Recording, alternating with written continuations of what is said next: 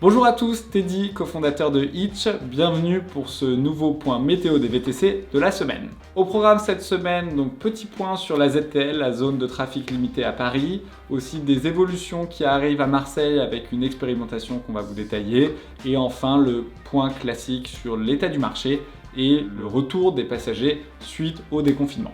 Projet de ZTL. Donc, vous connaissez le projet. À partir de 2022, une partie de Paris, dont les 4 premiers arrondissements, seront réservés à certains ayants droit. Donc toutes les voitures ne pourront pas circuler dans cette zone. Les taxis, on sait déjà qu'ils auront accès à cette zone. Et les VTC, on ne sait pas. Mardi dernier, on a eu un rendez-vous important entre la mairie de Paris et les représentants du secteur du VTC. Donc il y avait les applications, les associations de chauffeurs et les syndicats et la grande remise. L'objectif pour nous, c'était d'apparaître unis pour expliquer que tous les chauffeurs VTC, quels qu'ils soient, puissent prendre des passagers, déposer des passagers et transiter dans cette zone. Et malheureusement, on n'arrive pas encore à avoir une cohésion de marché où tout le monde défend la même chose, parce qu'effectivement, on a trois schémas de pensée différents. Bon, vous avez le premier bloc qui dit tous les chauffeurs VTC devraient avoir le droit de traverser cette zone et de déposer et prendre des passagers dans cette zone. Et ensuite, vous avez la grande remise qui se la joue un peu solo, qui dit ouais, mais nous on est des chauffeurs VTC un peu plus haut de gamme, il y a tous les palaces parisiens dans cette zone-là, donc si vous empêchez les chauffeurs VTC de circuler dans cette zone, il faudrait à minimum garder ceux qui font ce qu'on appelait avant de la grande remise. Et ensuite, donc il y a des représentants de chauffeurs plutôt applications, qui eux défendent autre chose aussi, parce qu'ils expliquent à la mairie de Paris qu'il y a déjà trop de chauffeurs sur le marché, et qui comprennent du coup pourquoi la mairie veut limiter le nombre de chauffeurs. Mais c'est très dangereux, parce qu'en fait on est en train de mélanger deux combats.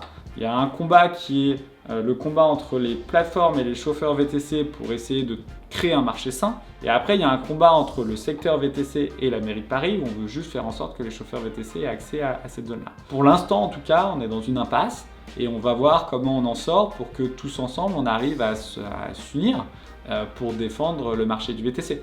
Marseille, donc on va tester une expérimentation à Marseille cet été.